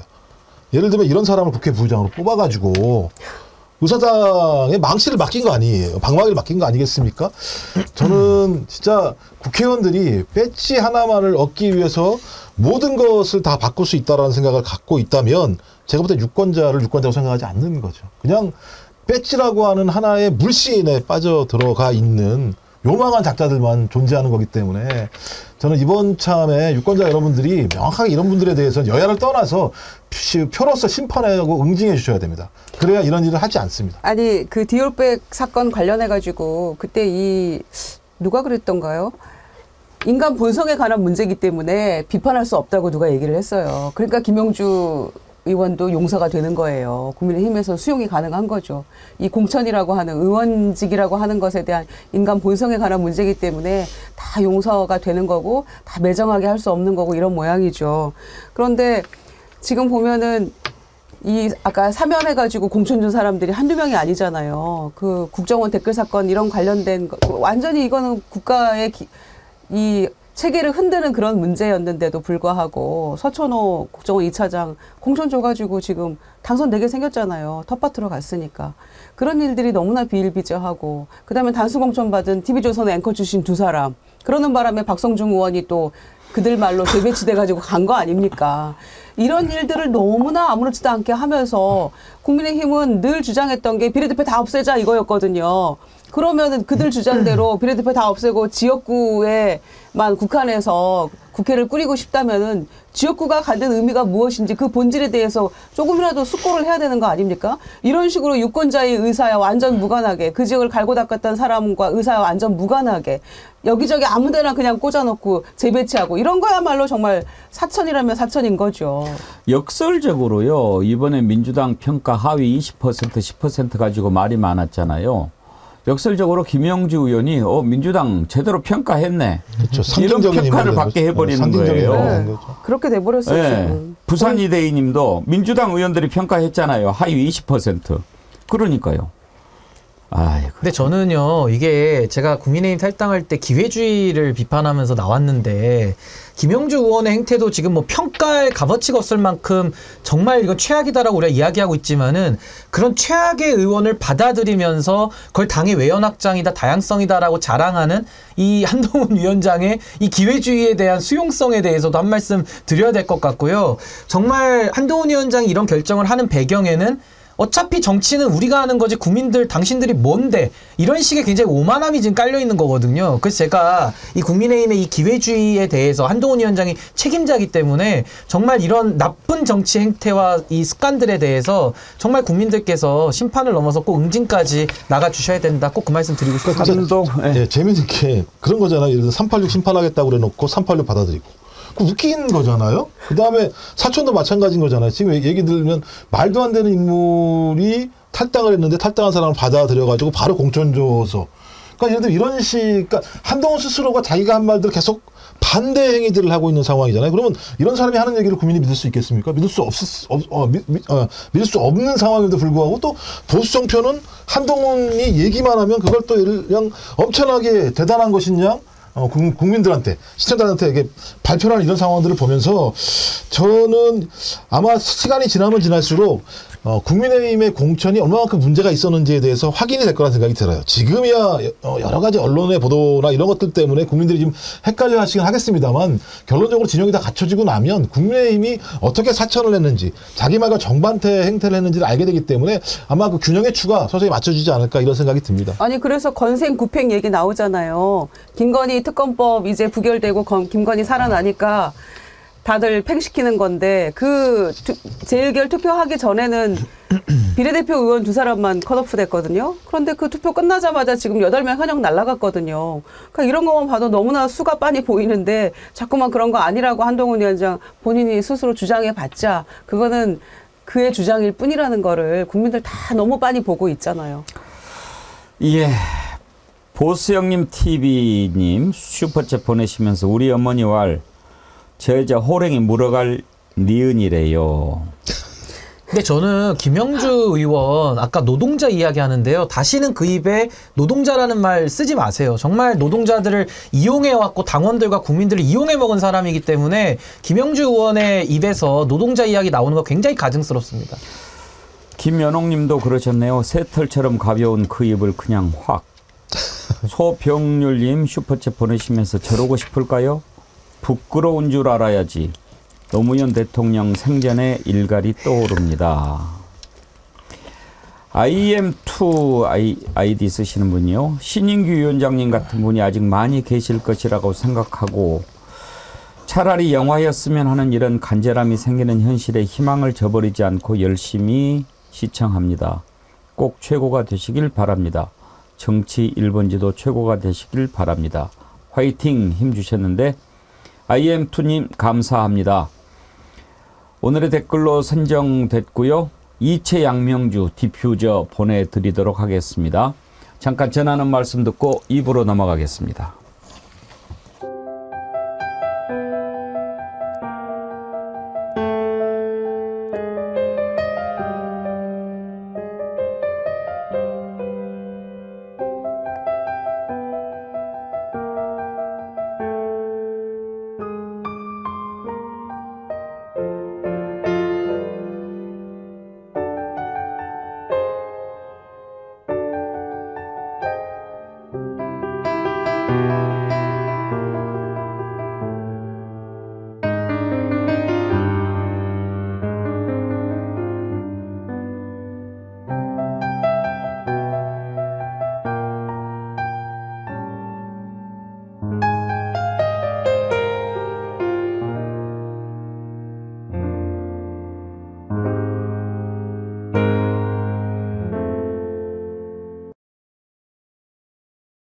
이승만 전 대통령의 항일 투쟁과 대한민국 건국 과정을 다룬 다큐멘터리 영화 건국전쟁이 드릴게요. 이 영화는 거짓과 왜곡과 변명과 날조와 숨김, 이승만 찬양하는 미친 영화 건국전쟁에 작금의 현실 정치하는 정치인들이 이 영화가 좋은 영화라고 이야기합니다. 대한민국이 여기까지 오게 되는 중요한 결정을 적시에 제대로 하신 분이라고 생각합니다. 역사를 제대로 배우지 않고 박정희 시절에 열차가 달릴 수 있었던 거는 이승만 시절에 레일이 놓여 있었기 때문이다. 역사 인식이 없고 왜 내가 배워야 하고 어떤 것을 생각하면서 살아가야 하는지를 모르는 자들이 보이지 않습니까? 자, 역사를 가장 역사답게, 역사를 가장 역사답게, 황연필입니다. 그 이승만 영화, 완전히 거짓말 영화. 역사라는 건 수십 년 동안의 수많은 사료와 자료들을 근거로 교차 검증해가지고 역사학자들이 이게 맞는 것 같아 라고 해가지고 대중들에게 알려진 측면이 있는데, 그걸 깨려면 그 지금까지 수십 년간의 교차 검증된 자료를 깰 만한 어마어마한 근거 자료를 들고 나와요.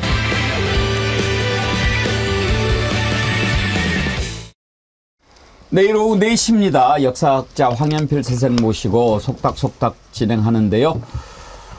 정말 역사를 역사답게 배우는 시간 많이 우리가 가져야 할 것 같습니다. 내일 오후 4시 황연필 선생과 함께하는 속닥속닥 많이 기대해 주시고요. 방송 시작할 때 제가 참치 소개해 드렸는데요. 여러분이 운이 좋으신 거죠. 이렇게 생참치 드실 기회 많지 않은데 정어리몰에서 발빠르게 오늘 참치배 들어왔다고 했는데 지금 40세트 정도밖에 남지 않았다고 하니까요. 이거 떨어지면 이제 또 참치 잡으러 가야 됩니다. 그러니까 제가 잡아오겠습니다. 아무튼 저는 이런 거 소개할 때 참 뿌듯해요. 우리 다른 데서 쉽게 접할 수 없는 건데 우리 정치 1번지 보신 덕에 또 좋은 참치 드실 수 있는 거니까요. 예.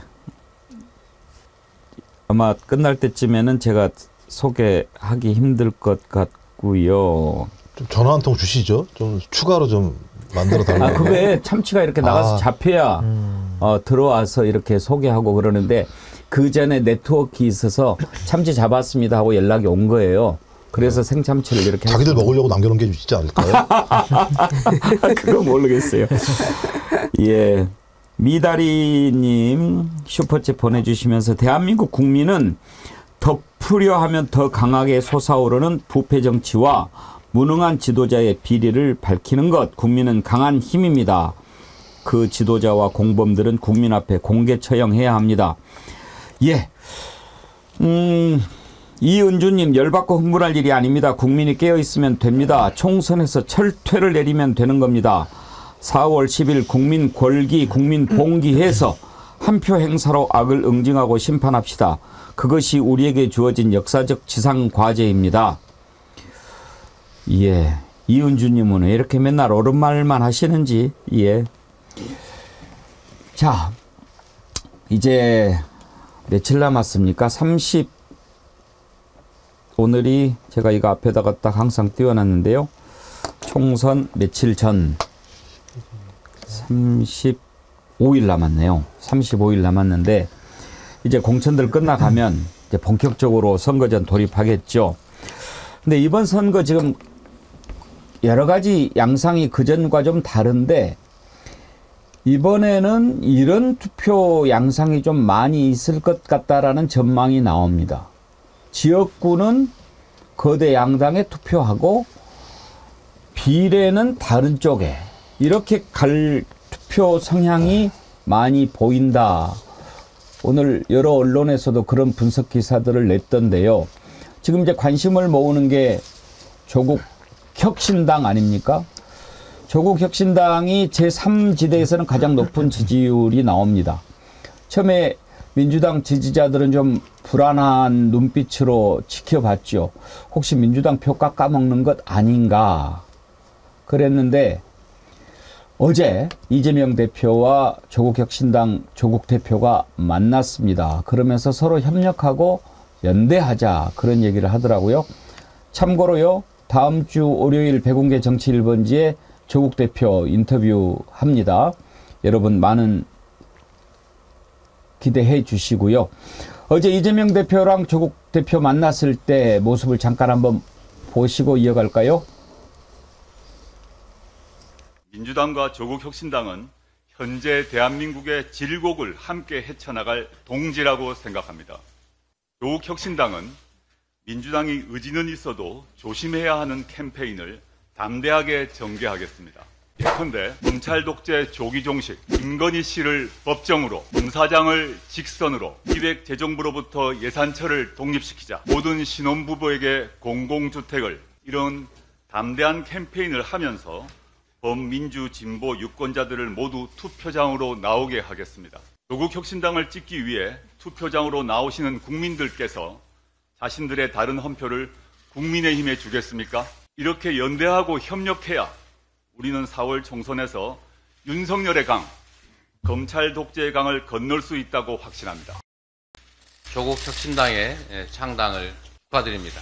이번 총선에서 윤석열 정권에 반대하는, 윤석열 정권을 심판하고자 하는 모든 정치 세력이 힘을 합쳐야 합니다. 그중에 조국혁신당이 함께 있다고 생각합니다. 사과한 게 많은 한, 혹시 전쟁 나지 않을까 걱정해야 하는, 또 이 나라 미래가 어떻게 될지 우려되는 이 한심한 현실을 반드시 고쳐야 합니다. 이 모든 책임은 2년도 안 되는 이 짧은 시간에 대한민국을 극단적으로 퇴행시킨 윤석열 정권에게 있습니다.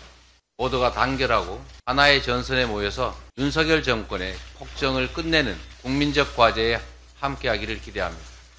고맙습니다. 환영합니다. 감사합니다. 예. 자, 김주정 의원, 네. 조국혁신당, 민주당에 오히려 좀 손해를 주지 않을까 그런 걱정들을 했는데 이제 함께 한다고 했으니까 지지자들이 좀 부담이 줄어드는 느낌이에요. 예, 그런 측면이 있는 것 같습니다. 그럼에도 불구하고 저는 더불어민주연합에 많은 지지를 우선 부탁드리고요. 흔들림 없이 지지해 주실 것을 부탁드리고, 두 번째는 어제 조국 대표가 와서 이제 이재명 대표 예방을 한 거죠. 그렇게 하면서 나왔던 이야기가 지역에서 1대1 구도를 만들어야 된다. 그러니까 민주당과 또한 뭐 국민의힘 이런 식으로 만드는데 일조를 할 거기 때문에 그 말인즉슨 조국혁신당은 비례정당으로 가겠다는 것을 확인시켜주는 그런 얘기였다고 보고요. 그런 점에서 뭐 지역구에서 구도가 복잡해져가지고 민주당 표를 갉아먹는 일은 적어도 없을 것이다라는 얘기로 들렸고요. 그래서 이재명 대표도 함께 잘 하자, 뭐 함께 이기자, 뭐 이런 얘기를 했는데, 그래서 아까 앵커 말씀하신 대로 지역은 민주당, 비례는 뭐 선택할 수 있는 이제 그런 그 양상으로 갈 수 있는 것 같아요. 그래서 조국 혁신당이 과연 민주당에 어떻게 될 것이냐, 오히려 우리 표를 다 뺏어가기 때문에 우리가 더 불리해지는 거 아니냐, 이제 이렇게 고민했던 분들도 조금은 안심할 수 있는 상황이 되고 있는 것 같고요. 그러면서 동시에 지금 이제 일련의 상황이나 또 공천 과정에서의 잡음 이런 것 때문에 걱정하면서 또 한편으로 그런 분들이 투표하기 싫다 이런 분들도 주변에 있는 건 사실입니다. 이건 팩트니까요. 그런데 조국 신당에 투표하기 위해서 나온 분들이 그러면 누구에게 투표할 것이냐, 지역구를. 그럼 민주당이잖아요. 그런 점에서 어떤 의미에서는 뭐 확실하게 뭐 선거 연대다, 뭐 연합이다 이런 말을 쓰지는 않고 그런 방향으로 갈 것 같지는 않지만 서로 윈윈할 수 있는 부분이 일정 부분 포션을 차지하고 있다는 점에서는 성신호는 맞다고 생각합니다. 김종욱 부원장, 조국 신당이 조사를 해보면 좀 높게 나오거든요. 그 이유가 어디에 있다고 보십니까? 뭐 말씀하셨던 것처럼 지금 유권자 중에 상당 부분 윤석열 정부의 부정적인 층 같은 경우가 만약 65%라고 따지면 한 50% 정도는 매우 안 좋다라고 평가하는 층들이 있는데, 이 층들 같은 경우 바라는 건 윤석열 정부에 맞서서 좀 가장 좀 선명하게 싸워달라라는 요구들이 분명히 있는 거죠. 근데 지금 기성 정당들 같은 경우는 그런 모습들을 보이지 못하고 있는데, 새롭게 부각되고 있는 조국 혁신당은 그럴 가능성이 있지 않을까라고 하는 판단들을 하기 때문에 거기에 좀 고개를 돌리기 시작한 것 같은데요. 저는 이게 왜 중요한 포인트냐면 1월달 초에 특검을 매개로 해서 반윤 연대가 되게 크게 형성이 됐었습니다. 근데 그러다가 이제 그 연대가 좀 균열이 발생을 하다가 이재명 당대표와 조국 당대표가 만나면서부터 새롭게 반윤연대가 다시 예를 들면 구성되는 형태로 가고 있는 측면이 분명히 있거든요. 근데 이제 지금은 이제 비례에서만 서로 분할투표의 형태가 벌어지고 있는 거겠죠. 근데 이 분할투표의 영역들이 지역투표랑 어떤 시너지 효과가 나게 하기 위해서는 적어도 이 조국 혁신당이라는 데가 소위 민주당에서 이탈한 층들, 그 다음에 무소속이나 무당층 중에 있는 반윤, 그 다음에 합리적 보수 중에서 반윤, 이런 사람들의 지지까지도 끌어올 수 있을 만큼의 어떤 나름대로의 의미 있는 파장을 일으켜낼 수 있을 것인가. 왜냐하면 비례를 투표하기 위해서 나간다고 얘기하는 건 어떤 형태로든지 지역에 대해서 살펴볼 수밖에 없는 상황이 벌어지게 되는 거거든요. 그렇다면 지역에서 민주당이 지금과는 다른 방식으로 공천의 문제들을 정리하고 제대로 싸워나가면서 조국 혁신당을 비롯한 비례정당들이 나름대로 큰 흐름, 바람을 만들어내서 이 두 가지가 결합돼야 된다. 안 그렇고 그냥 분할만 하는 형식이라고 얘기한다면 저는 그것 자체가 어느 순간 또 바람이 좀 사그라질 수 있다는 측면이 분명히 있기 때문에 저는 지금 중요한 건 조국 혁신당이 소위 윤석열 정부랑 얼마만큼 선명하게 잘 싸워나가는 모습들을 보여줄 것인가의 문제랑 또 얼마나 좋은 사람들을 데려올 것인가.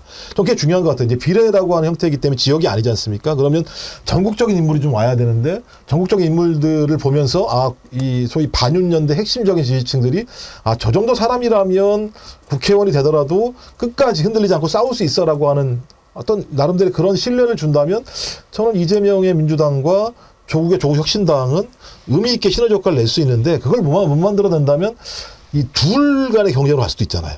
이게 가장 안 좋은 모습이거든요. 좀 그렇지 않는 방향으로 갔으면 좋겠다는 바람은 있습니다. 저는 조국 대표의 아까 발언 중에 그 부분을 주목했는데요. 그러니까 민주당이 그 얘기를 차마 못하는 부분들, 그 부분은 내가 하겠다. 그러니까 이제 그 제1야당이 야당이긴 하지만 또 어떤 그 큰 무게에 걸맞는 그런 것들을 해야 되지 않습니까? 전쟁도 이제 게릴라전이 필요한 게 있고 정규전이 필요한 게 있고 그런 상황이니까. 근데 이번 총선의 시대정신은 뭐니 해도 윤석열 정권 심판 아니겠습니까? 그 윤석열 정권 심판을 가장 확실하게 할 것으로 보이는 출정식 때 파란 불꽃 얘기를 했어요. 불은 가장 뜨거울 때 파란색이다. 이 정권을, 검찰 정권을 태워버리겠다. 이제 그런 부분들이 좀 먹혀 들어가는 게 아닌가. 그런 생각이 들더라고요, 신인규 위원장님. 근데 이제 사실 뭐 어제 그 자리야 뭐 조국 혁신당 대표로서 이재명 대표를 예방하러 간 자리이기 때문에 그 만남 자체는 저는 뭐 매우 좋게 봤는데 저는 조국 신당이 지금부터 포지셔닝을 어떻게 잡아가느냐에 따라서 더 반윤이라고 하는 큰 그릇을 담을 수가 있고요. 내지는 민주당의 표를 그냥 두 세력이 나눠 먹는 이 정도의 그 확장성이 덜한 쪽으로 갈 수 있는 이 분기점에 와 있다라고 저는 생각을 합니다. 왜냐하면 지금 조국혁신당이 한 10% 정도에서 15% 사이의 지지율을 보이고 있는데 과거에 안철수 의원이 했던 삼지대에서 26%까지 받은 적이 있습니다. 그때 2등을 했거든요. 비례대표에서. 그리고 민주당이 3등을 했고요. 그렇다면 앞으로 이제 한 15%를 더 치고 나가야 되는데 어제처럼 조국 대표의 그런 민주당과의 연대 내지는 협력 관계를 대외적으로 알려버리면요. 중도에 있는 사람들이나 아니면 합리적 보수인데 정권을 심판하고 싶은 사람들은 이 당을 찍을 수가 없습니다. 그렇기 때문에 저는 오히려 저런 전략이 있더라도 어차피 국민들이 다 아시거든요. 그렇다면 그런 것들을 오히려 더 말을 안 하고 오히려 이 삼지대가 더 선명하게 더 확실하게 메시지를 내면서 민주당과 독자적인 길을 갈 때 저는 더 확장성이 실릴 거라고 보거든요. 그래서 그 부분은 좀 아쉽게 전 지켜봤고요. 소위 말하는 지역구는 민주당, 비례는 조국. 그래서 뭐 지민, 비조 뭐 이런 약간 그 운동을 하던데 전 이게 아마 신장식 그 인재 영입 1호가 이분이 정의당에서 오셨잖아요. 그러니까 정의당 전략을 그대로 좀 쓰려는 것 같은데 그렇게 해서 정의당이 어떻게 됐습니까? 자, 그걸로 제 답변을 가름하고요. 그런 전략을 쓰면 안 되고 오히려 반윤이라고 하는 이 큰 그릇을 어떻게 만들어가고 어떻게 담아낼 것인가라는 좀 큰 틀에서의 접근이 좀 더 뭐 조국 신당이나 아니면 윤석열 정권의 심판 내지는 저처럼 이제 응징하고자 하는 사람들에게는 조금 더 그게 효과적일 수 있다라는 생각이 좀 듭니다. 오늘 아침에 YTN이 여론조사를 발표를 했는데요. 그걸 보면 정당 지지도는 일단 국민의힘이 36, 민주당이 39. 오차범위 내이긴 하지만 민주당 지지도가 더 높게 나왔고요. 그리고 이제 다른 당을 보면 녹색정의당 1, 개혁신당 2, 새로운미래 1, 조국신당이 4. 이렇게 지금 이 조그마한 가운데서도 조국신당이 앞서는 것으로 그렇게 정당 지지도가 조사가 됐습니다. 그러면 지역구는 어떻게 하고 비례대표는 어떻게 할 거냐 이걸 물어봤는데 총선 지역구 투표 정당은 국민의힘이 35, 민주당이 39 이렇게 나왔습니다. 지금 조국혁신당은 아마 비례대표 정당이기 때문에 빠져 있는 것 같고 개혁신당이 한 3% 정도 나옵니다.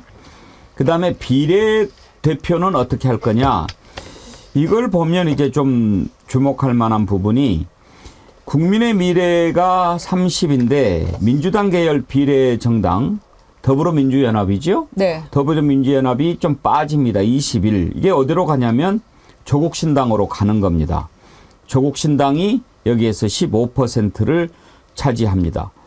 이렇게 보면 이제 민주당 지지층의 상당수가 비례대표는 조국신당을 찍을 것 같이 보이는데 이런 상황 속에서 이제 지금 신인규 위원장님이 하신 말씀이라든지 이런 부분들이 이제 참고가 되겠지요. 아무튼 저는 뭐 개인적으로 그랬으면 좋겠어요. 지금 어제 김민석 총선 상황실장과 얘기할 때도 그런 부분에 대해서 공감을 했는데 일단 이번 총선은 윤석열 정권 심판이라고 하는 게 가장 큰 가치고 그게 시대 정신이니까 윤석열 정권 심판에는 뜻을 함께 하면서 좀 느슨한 연대라도 가져가는 게 어떻겠는가. 비록 갈라섰다 하더라도 그 가장 큰 가치만큼은 좀 함께 지켜가면 어떻겠는가. 그런 생각을 했는데 어떨까요? 김유정 의원님 가능할까요? 일정 부분 가능하다고 생각하면 되니까 더불어민주연합이라고 하는 비례정당의 투표를 망설이는 민주당 지지자들이 계세요. 근데 그걸 보니까 어떤 측면이냐면 이제 진보당하고 같이 다 연합해서 들어와 있는 거잖아요. 진보당이 아마 세석 가져가게 되어 있죠. 이제 그게 이제 통진당의 후신이다, 뭐 어떻다 이제 이런 얘기들 나오고 있으면서 진보당에서 이제 거기에서도 강력히 여러 가지 뭐 방어와 그거 아니다라는 얘기들을 이제 뭐 하기도 했습니다만은 그러니까 이제 그런 거를 놓고 봤을 때. 거기에 대해서 조금 불편하게 생각하는 분들이 분명히 계시더라고요. 이제 그러면 그 유권자들은 조국신당으로 비례로 가는 거죠. 그래서 또 다른 선택지가 있다는 부분에서는 일정 부분 위안이 되기도 하는 것 같고요. 어제 이재명 대표하고 만났을 때 우리가 하객진처럼 뭔가 이 에워싸서 그런 전략을 구사해서 가자라고 하는 측면도 민주당이 하지 못하는 이야기들이라는 그런 부분들은 왜냐하면 민주당은 또 중도 무당층에 대해서도 소구력이 있어야 하기 때문에 완전히 또 그 극단적인 이야기들은 조금 주저하게 되는 부분도 분명히 있거든요. 그러니까 지금 어제 조국 대표가 했던 그런 이야기들을 우리가 온전하게 다 하지는 못하는 그런 측면이 분명히 있어요. 이 선거 전략에 관련해서는. 그러니까 그런 부분들은 일정 부분 보완제 역할을 할 수도 있겠다. 말하자면 21대 총선에서 열린민주당 모델 같은 그런 케이스가 되겠죠. 조국 신당이.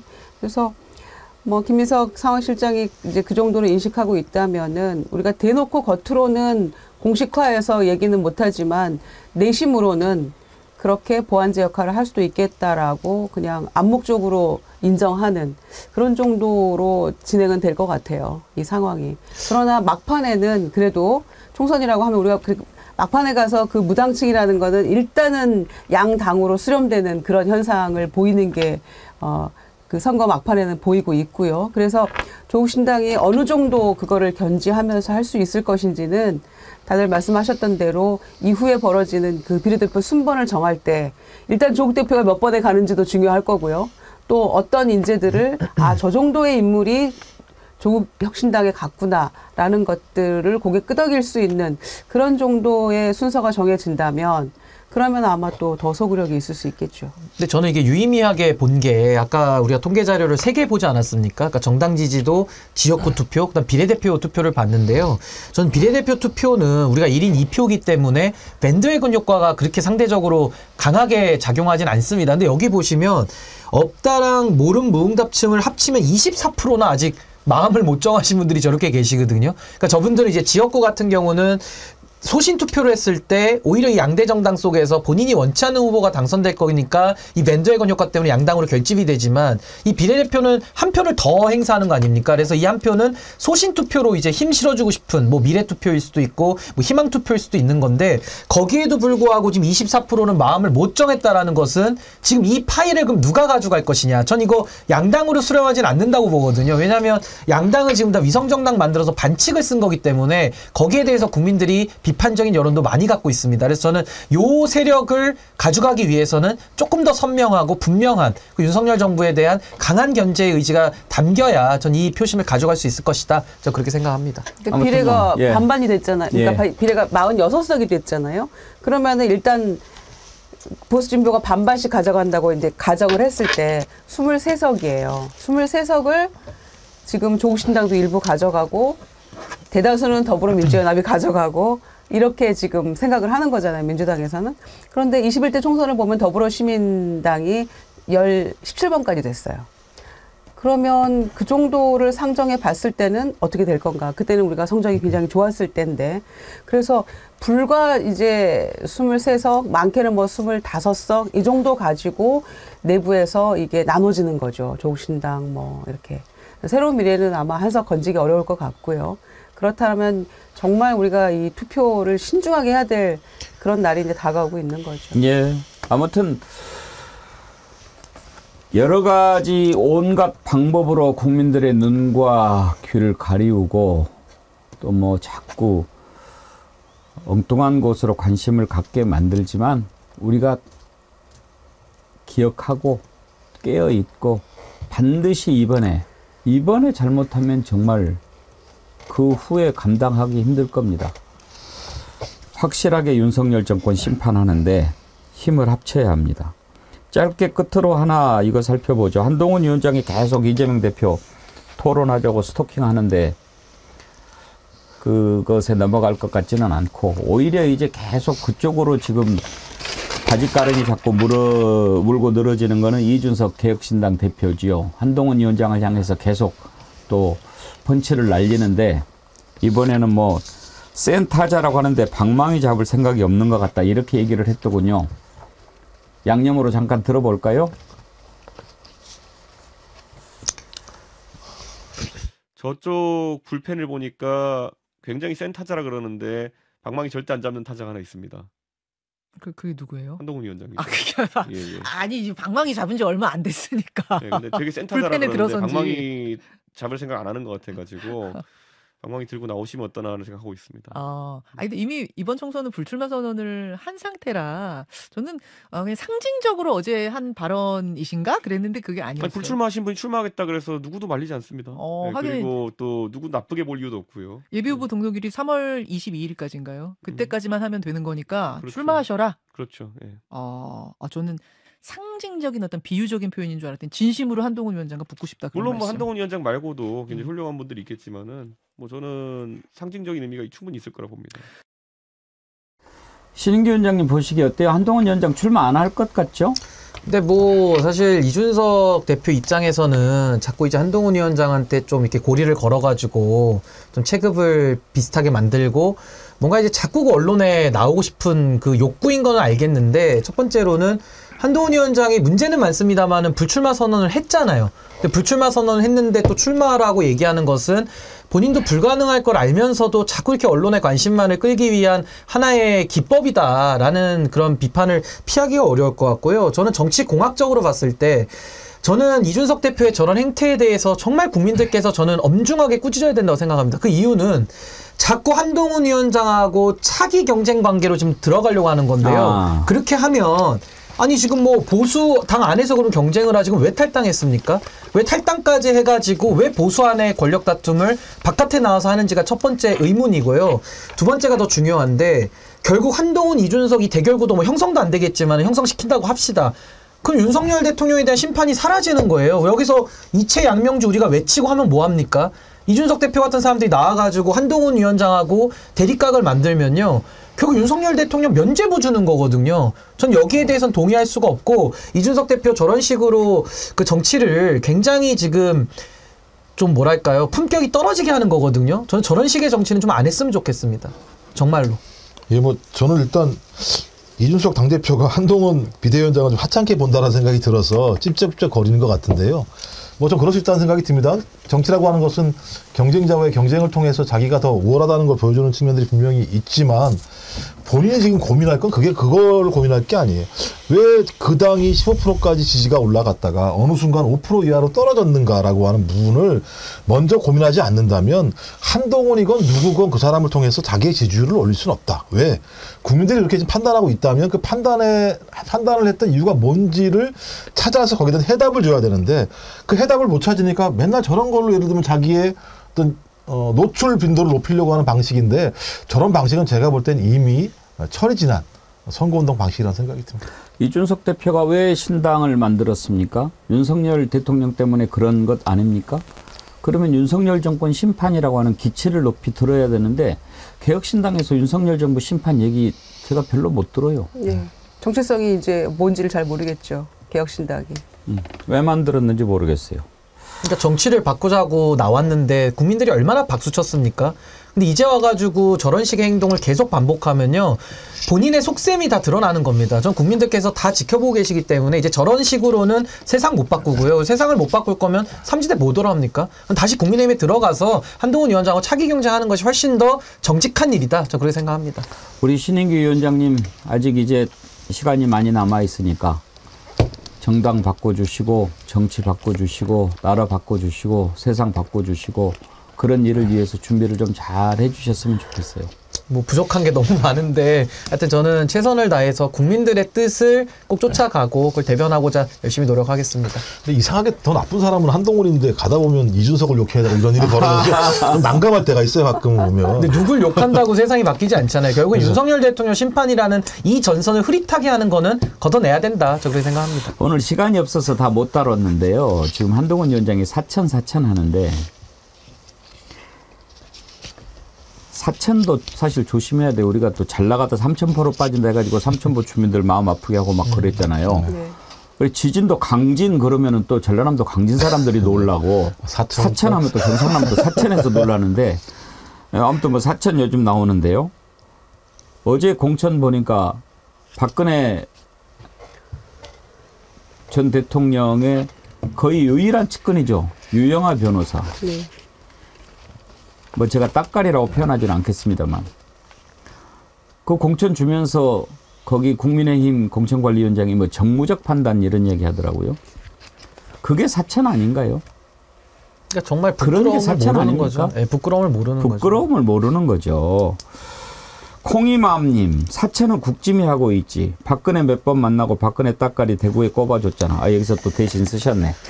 깃발만 꼽으면 되는 자리. 우리 집 강아지가 국짐 잠바 입고 나가도 당선되는 자리 아닌가요? 그런 게 사천이야.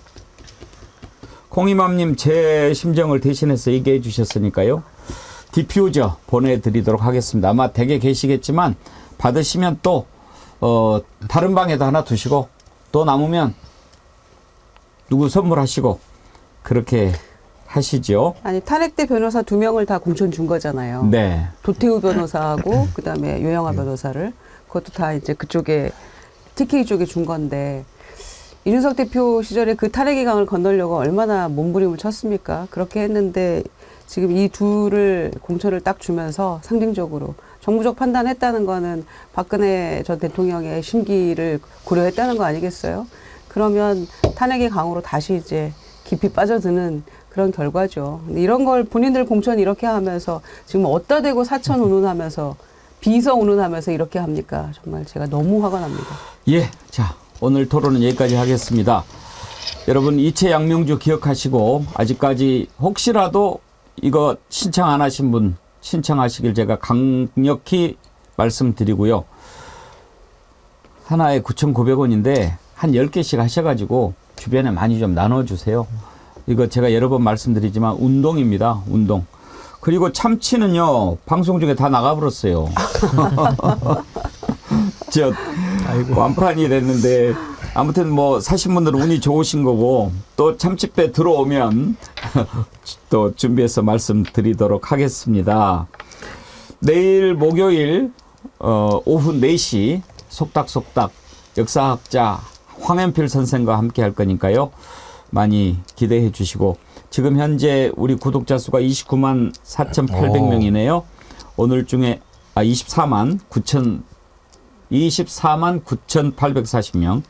오늘 중에 25만 명 될 것 같은데 정어리 점프 운동 여러분 계속 함께 해서 구독 권유해 주시고 혹시라도 지금 보고 계신 분들 가운데 구독 잊어버리신 분은 반드시 구독 눌러주시고 좋아요도 눌러주시고 댓글도 참여해 주시고. 지금 성일정 의원이 이토 히로부미 발언이 지금 굉장히 사건이 커질 것 같거든요. 뭐예요? 내일 황현필 박사 나오시면 그 부분도 좀 다뤄줬으면. 이토 히로부미 국가 장학금 얘기를 뭐 이런저런 얘기를 설명을 하다가 이토 히로부미도 국가 장학금 받고 공부하고 와가지고 그렇게 됐다. 뭐 이런 얘기를 하는 거예요. 그러니까 인재였다. 국가에서 키워낸 인재였다. 지금 그 얘기를 집권 여당의 국민의힘 의원이 지금 하고 있는 겁니다. 이토 히로부미가.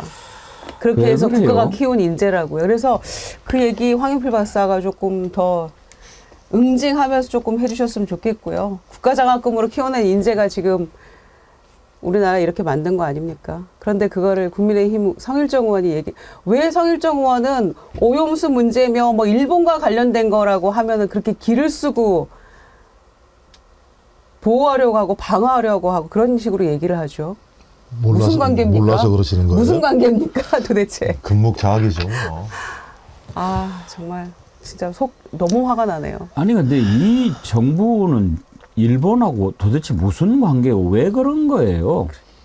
제가 볼 때는 세작의 정치가 벌어지고 있다는 생각이 많이 들어요. 세작의 정치. 그러니까 자기의 어떤 이데올로기를 대통령을 투사해서 관철시켜 보려고 하는 일부 희한한 관료와 학자들에 의해서 만들어지고 있는 건데 대통령이 그걸 좀 모르니까 그냥 그런가? 그게 맞나? 라고 얘기를 하는 것 같고 또 제가 볼 때는 그런 성향이 대통령의 성향과도 잘 맞는다고 본인은 판단하는 것 같고 그러니 그런 방향으로 가는 건데 문제는 그렇게 가다 보니 중국과 사이가 안 좋아져서 경제는 지금 파탄 지경으로 빠지고 있고 미국이 지금 중요한 얘기를 했습니다. 북한과 대화 과정에서 비핵화 중간 단계가 있을 수 있다는 얘기를 했어요. 그 얘기는 뭐냐면 한반도의 완벽한 북한의 비핵화가 아닌 수준에서 타협할 수 있는 지점이 있다라는 얘기를 했거든요.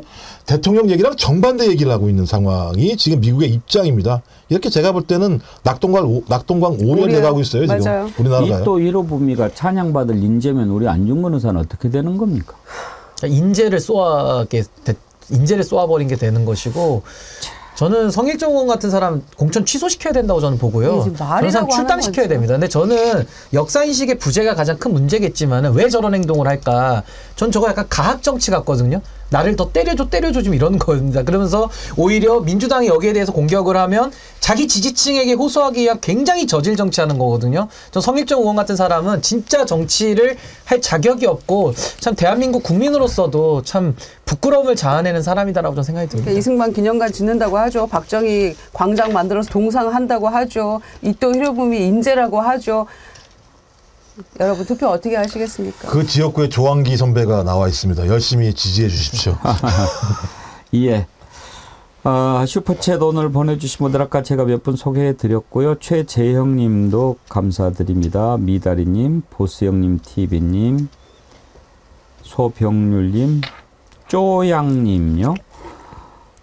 슈퍼챗 보내시면서 웃가치발에겐 할 말 많지만 이 한마디 꼭 해주고 싶어요. 너나 잘하세요. 웃가치발이 뭐죠? 네? 한동훈을 비유하는 것 같은데 not would. 조양님 내일 설명 좀 해주세요. 제가 얼른 이해를 잘 못했어요. 네. 정어리 특파원은 내일까지 마감입니다. 여러분 오늘 많이 신청해 주십시오. 여기까지 하지요. 김유정 의원님, 김종욱 부원장님, 신인규 위원장님 세 분 만나면 시간이 너무 빨리 가요. 고맙습니다. 네, 감사합니다. 함께해 주신 여러분 감사합니다. 내일 오전 11시에 다시 뵙겠습니다. 고맙습니다.